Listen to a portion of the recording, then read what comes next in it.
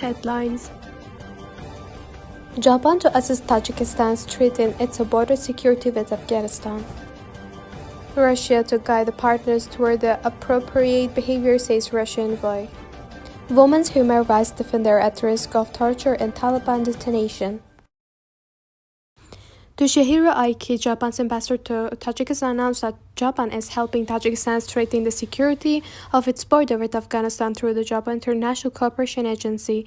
Aiki said that there are challenges that not only Tajikistan but most of the countries are facing. He added that Japan and the United Nations Development Program are collectively working on the successful implementation of various projects in Tajikistan, including the Border Management Project with the support from the government of Tajikistan. According to the Japanese diplomat, the objective of this project extends beyond fortifying the secure and open borders between Tajikistan and Afghanistan. It also emphasizes the promoting cross-border trade. According to a UNDP, the Border Management Project was initiated in 2015 and the third phase commenced in 2023 with the extension planned until 2025. UNDP added that the training programs for border guards and the customs officers of Tajikistan have proven to be instrumental. UNDP said that it aims to expand national capacities and preventing extremism in Central Asia with the financial support from the Japanese government. In an interview with the news agency, Zamir Kabulov, Russia's special envoy for Afghanistan, confirmed that it will participate in the second Doha meeting for Afghanistan.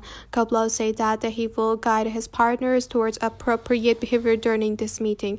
The second Doha meeting for Afghanistan, hosted by Antonio Guterres, the Secretary General of the United Nations, is scheduled to be held on February 18 and 19. During a press conference on Wednesday, the spokesperson for the UN Secretary General stated the objective of Doha meeting is consolidated the approaches of various countries toward Afghanistan and they carry out independent assessments of the situation in the country. The first Doha meeting by the United Nations on Afghanistan, hosted by Antonio Guterres, took place on May 1 and 2, 2023. Representatives of the key and stakeholders, including the United States and European Union, Russia, and Afghanistan neighboring countries, participated in the meeting. Amnesty International said that Manisha Siddiqui, a women's human rights defender, is in Taliban prison without any charges at the risk of torture and ill treatment. This human rights organization once again demanded the immediate and unconditional release of Siddiqui. Taliban detained Siddiqui on October 9, 2023 and transferred her to Police Sharqi prison in Kabul on December 5, 2023. As a Prime Minister International finding, she is not being charged with any offense and has been denied the right to assist a lawyer and regular family visits.